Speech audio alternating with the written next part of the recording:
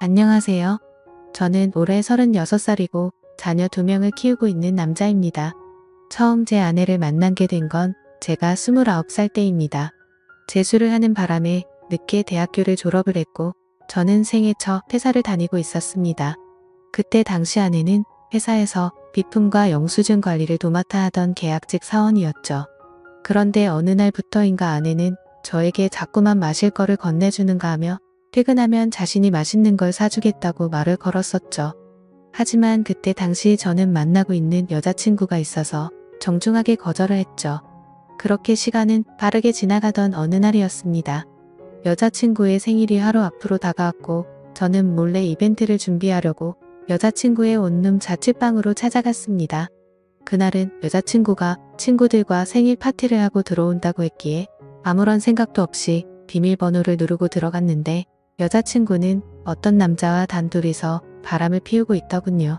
저는 평소에 자존심이 너무 센 성격이었기에 그냥 별말 없이 준비했던 선물을 집 안으로 집어 던지고는 뒤돌아서서 나와버렸습니다. 뒤에서 여자친구의 목소리가 들렸지만 저는 돌아보지 않았습니다. 정말 서로 좋아했고 충격적인 그 상황에 힘들지 않았다면 거짓말이겠죠. 하지만 도저히 용서를 할 수 없었기에 모든 연락을 피하고 저 혼자서 그 상처를 묵묵히 견뎌내고 있었습니다. 그런데 제가 그렇게 힘든 걸 아는지 모르는지 계약직 사원이었던 아내는 제게 매일같이 호감을 표시하더라고요. 사실 저는 아내에게 관심이 없었습니다. 외모는 평범하면서도 귀여운 편에 속했지만 여자에 대해 진절머리가 났던 상태였습니다. 하지만 아무리 거절을 해도 계속해서 제게 달라붙길래 그냥 퇴근하고 술이나 한잔 하자고 말하게 되었죠. 그날 얘기를 들어보니 아내는 가정 환경이 썩 좋지가 않았습니다. 돈을 벌어서 혼자 계시는 어머님과 어린 남동생의 뒷바라지를 하고 있다더군요. 물론 저보다 어린 나이에 기특하게 열심히 사는 모습이 좋아 보였지만 그저 그런 마음일 뿐 아내에게는 전혀 마음이 가지가 않았습니다. 그렇게 퇴근 후 술을 마시는 게 몇 번이 반복되다 보니 점점 외로워져서 정신을 놓은 건지 아내와 함께 시간을 보내게 되었습니다. 사실 그날 이후로 사귄다고 말만 하지 않았을 뿐 다른 연인들처럼 데이트도 하고 사귀는 것과 다름이 없었죠. 그렇게 몇 개월을 지내다 보니 새벽녘에 전 여자친구에게서 연락이 오더군요. 사실 시간도 많이 지나게 되어서인지 별로 대수롭지 않게 생각을 하게 되었고 결국에는 헤어졌던 여자친구와 다시 만남을 가지기로 했었습니다. 그로 인해 퇴근 후 데이트를 하던 아내에게는 이제 서로 신경 쓰지 말고 남남처럼 그냥 지내자라고 말을 해버렸습니다. 하지만 다시 만났던 여자친구와는 며칠도 채 가지 못해서 다시 끝이 나고 말았죠. 처음에는 대수롭지 않게 생각했지만 만나면 만날수록 그때 있었던 일이 자꾸만 떠오르더군요. 더 오래 만나다가는 제게 의처증이 생겨나 버릴 것 같고 상상만 해도 견딜 수가 없어서 또 다시 헤어짐을 선택하게 됐습니다. 그러던 중 저녁 늦게 지금의 아내에게서 갑자기 연락이 왔습니다. 한참을 아무 말 없이 망설이더니 임신을 했다고 말하더라고요. 사실 그때 그 이야기를 들었을 때는 많은 생각이 들었죠. 정말 임신을 한 게 맞는 건가? 나를 붙잡으려고 지어낸 이야기가 아닐까라고 생각도 했고 별의별 생각이 다 들었습니다. 저는 다시 한번 확실하냐고 물었더니 확실하다고 하더라고요. 솔직히 그때 당시 아내에게는 정말 몹쓸 짓을 많이 했습니다. 물론 어린 나이는 아니었지만 갑작스러운 상황에 어떻게 이걸 해결해야 할지 몰라 저는 무작정 아내를 무시하기 시작했습니다. 정말 지금 생각해봐도 제가 너무 무책임하기 짝이 없었습니다. 매일같이 울고 불며 이야기를 했지만 저는 끝끝내 아무 말도 하지 않고 모르쇠로 일관했었으니까요. 그리고 눈물만 뚝뚝 흘리는 어린 아내에게 따뜻한 말 한마디도 한 적이 없었습니다. 그렇게 시간은 지나갔고 아내는 마침 계약직 날짜가 종료되어서 회사에 더 이상 나오지 않게 되었습니다. 솔직히 그때는 저도 모르게 안도감이 먼저 들더군요. 이제는 가시방석에 앉아있을 필요도 없겠구나 하면서 말이죠.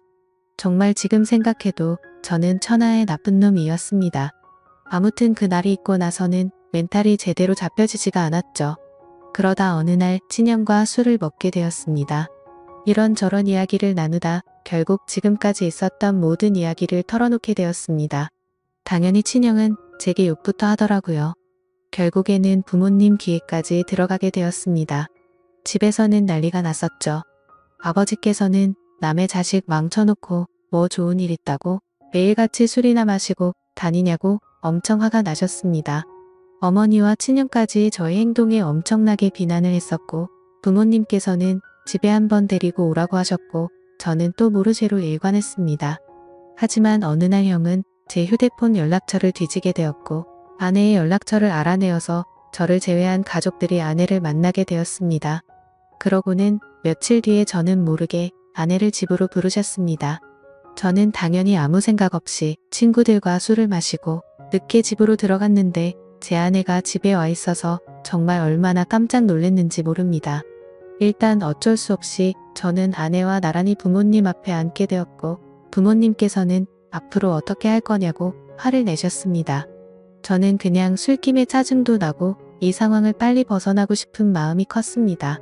그래서 홧김에 저는 그냥 결혼할 테니까 더 이상 좀 그만하라고 앞으로 이 문제로 왈가불가하지 말아달라고 말했습니다. 솔직히 홧김에 그런 말을 하긴 했지만 당연히 그때 당시 저는 이 말을 한다고 해서 정말 결혼할 생각은 없었습니다.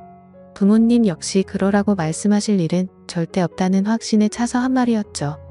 하지만 예상외로 아버지께서는 그때 그 자리에서 또박또박 말씀하시더군요.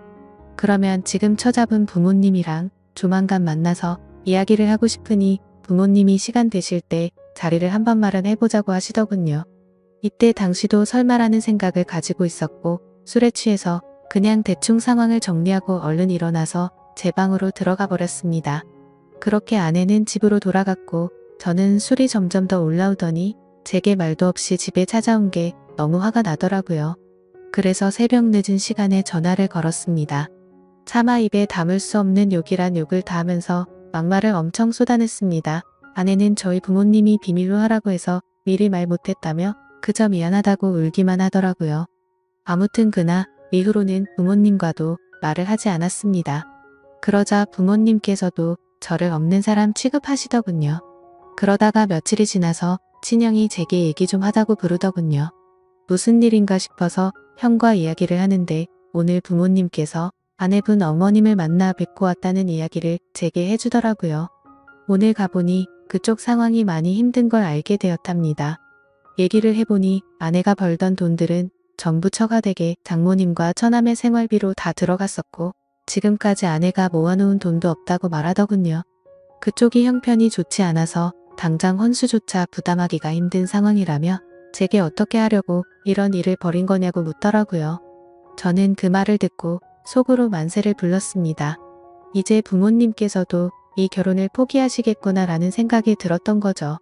그리고 그때 당시에 저도 취직을 한 지 얼마 되지 않았었기에 모아둔 돈이라고는 고작 1,000만 원가량밖에 없었거든요.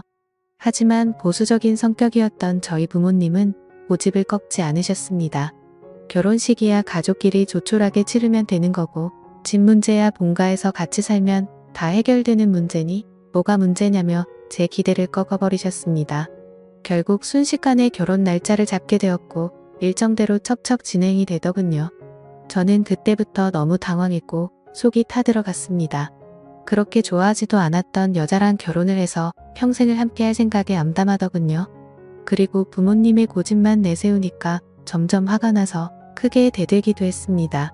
제 앞으로의 인생이 달린 문제인데 왜 이렇게 무책임하게 진행하냐고 화를 냈죠. 그러자 부모님은 네가 저지른 문제는 성인이 된 네가 책임지는 게 맞는 거고 네가 결혼한다고 하지 않았냐고 되묻자 저는 할 말이 없어졌습니다.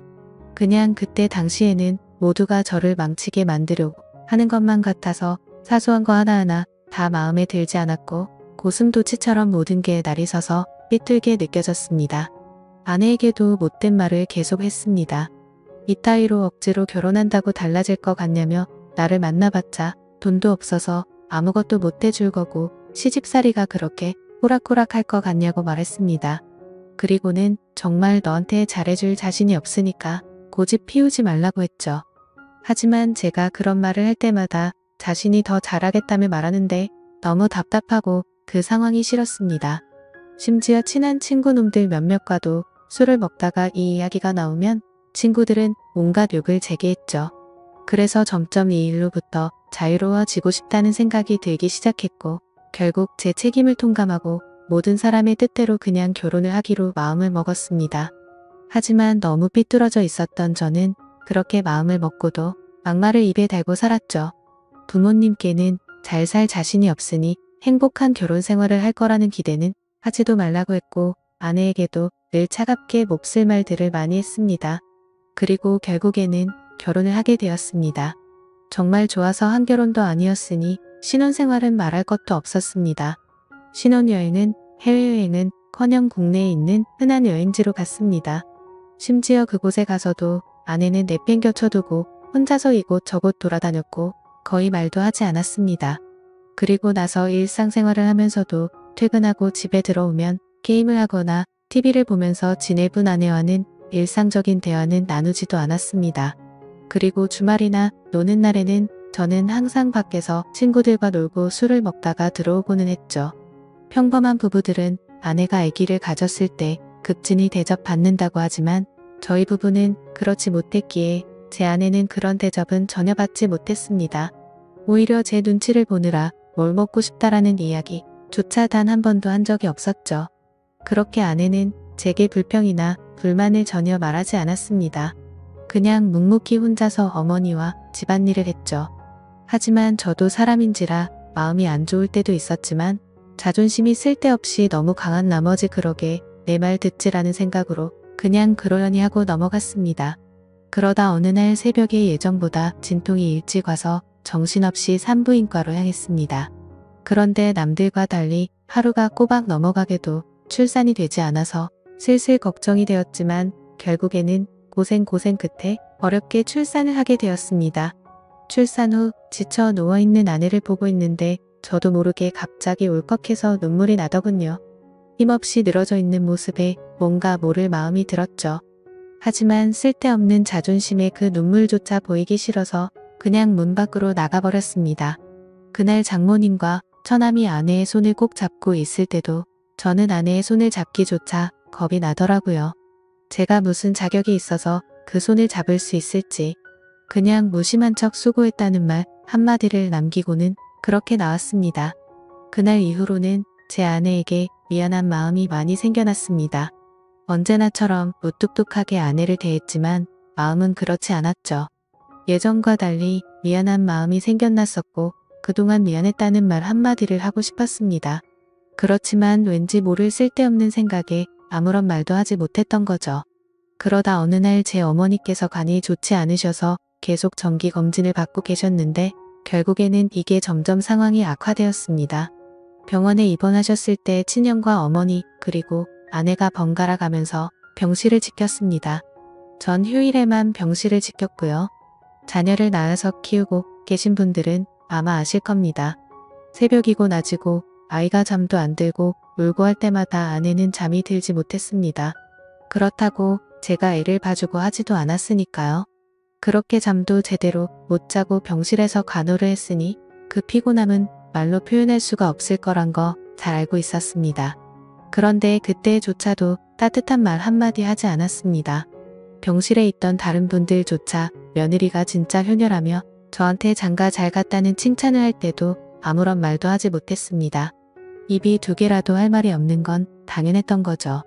다행히 수술은 잘 되었고 어머니께서 퇴원하시기 전까지 아내는 그렇게 육아와 병간호를 했습니다. 어머니가 몸이 괜찮아지시고 집에 오셨을 때 부모님께서 물려받은 땅을 팔았다며 1억 5천만 원을 주셨습니다. 근처 전세라도 얻어서 이제 분가라고 하시더라고요. 아내는 한사코 괜찮다고 말하는데 저는 그러자고 했습니다. 사실 이때 그러자고 말을 한 건 아내에게 미안한 마음이 너무 커서였습니다. 아무래도 시부모님이랑 같이 사는 것보다는 그래도 무뚝뚝한 남편일지라도 아들과 셋이서 사는 게 나을 거라고 생각했죠. 부모님은 당연히 그렇게 하라고 하셨고 아파트로 전세를 하나 구해서 분가를 했습니다. 거의 말도 안 하고 했지만 간간히 아이도 같이 봐주고 이사하고 처음으로 레스토랑을 갔는데 맛있다고 웃으며 말하는 아내를 보면서 이때부터 정말 마음이 울컥해서 눈물이 날 뻔했죠. 그래서 그날 이후로 저는 변하겠다고 다짐을 했습니다. 연애도 저와 제대로 해보지도 못하고 아이를 가졌을 때도 대접 한번 제대로 해주지 못했던 생각이 났습니다. 그리고 시집살이와 시부모 병간호까지 해왔는데 이제 와서 돌이켜 생각해보니 그 흔한 레스토랑 한 번을 같이 와보지를 못했더라고요. 미안하고 너무 미안했습니다. 비록 무뚝뚝하게 말하고는 했지만 이때부터는 그래도 나름대로 다정하게 대했습니다. 그러다가 장모님께서도 평생 겪고 계신 질환으로 많이 아프시기도 했고 처남도 중학생이라서 아내는 간간히 처가에 들려서 집안일을 돕고 집에 들어오고는 했습니다. 나중에 알게 된 사실이지만 장모님께서는 류마티스 관절염을 손가락 마디마디에 걸리셨습니다. 이게 집안일을 하거나 할 때 끔찍할 정도로 아프다고 하더라고요. 하루는 그런 아내가 너무 안쓰러웠고 장모님과 처남까지 마음에 많이 걸렸습니다. 그래서 저는 아내에게 말했습니다. 그냥 장모님이랑 처남 다 같이 여기서 지내자고 말했죠. 진심으로 한 말이었습니다. 그랬더니 아내가 이러더군요. 미안해요. 앞으로는 자주 안 갈게요. 미안해요. 저렇게 말을 하더라고요. 아내의 저 말 뜻이 어떤 걸 의미하는지 다들 아실 거예요. 아내는 제가 처갓집에 자주 가는 걸 못마땅하게 생각해서 비꼬는 마음으로 저렇게 말을 한 걸로 오해를 한 거였습니다. 지금까지 하지 못했던 미안한 말과 참았던 눈물이 울컥해서 쏟아져 버렸습니다. 아내 손을 꼭 붙잡고 미안하다고 말하면서 애처럼 너무 서럽게 울어버렸습니다. 당황해하는 아내에게는 그동안 정말 미안했다면서 앞으로 살면서 그동안 잘못했던 거 천천히 다 갚을 테니 용서해달라고 정말 서럽게 울었습니다. 그리고 처음으로 아내와 오랫동안 마음에 있었던 많은 말들을 이야기했습니다. 그동안 잘해주지 못해서 미안했다는 말과 함께요. 아내 역시 눈물을 흘리며 그렇게 처음으로 서로 꼭 안고 같이 울었네요. 그 일이 있고 나서 아내가 장모님께 같이 살자고 이야기를 했을 때 장모님께서는 완강히 거절하셨습니다. 사실 이건 당연하다고 생각했죠. 사위라고 하나 있는데 자기 딸을 그렇게 서럽게 만들었는데 이 집으로 들어오면 얼마나 눈치를 줄까라고 당연히 생각하셨을 것 같습니다. 본가에 계시는 부모님께서는 흔쾌히 그렇게 하라고 허락을 하셨고 결국에는 제가 처가댁에 가서 장모님께 무릎 꿇고 사죄했습니다. 그동안 죄송했다고 앞으로는 정말 잘하겠다고 했죠. 그렇게 장모님을 겨우겨우 설득해서 같이 살게 되었습니다. 지금은 그 누구보다 아내만 사랑하고 전에는 상상도 못한 애교도 떨면서 그렇게 살고 있습니다. 세상에서 아내가 가장 예뻐 보이고 가장 사랑스럽네요. 집안일도 제 나름 열심히 돕고 있고 육아도 열심히 하고 있습니다. 그리고 아내와 저 사이에는 예쁜 딸아이도 한 명 더 생겨났고 더 예쁜 가정을 이루게 되었죠. 이게 제게 있었던 5년 전 이야기입니다. 지금은 장모님과 처남 그리고 제 아내와 자식들 이렇게 6식구가 다 같이 행복하게 살고 있습니다. 넉넉지 않은 형편일지 몰라도 휴일이나 주말이 되면 가능하면 가까운 곳으로라도 바람을 쐬러 다니고 있고요. 지금은 아내에게 잔소리도 들어가면서 지내지만 그 누구보다 행복하게 해주려고 아내를 여왕처럼 받들고 지내고 있습니다. 그런 저를 기특하게 보셨는지 장모님도 항상 우리 사위가 최고라며 저를 감싸주시고 온 가족이 서로를 너무 애틋하게 생각하고 행복한 나날을 보내고 있네요. 지금은 정말 그 어느 때보다 행복합니다.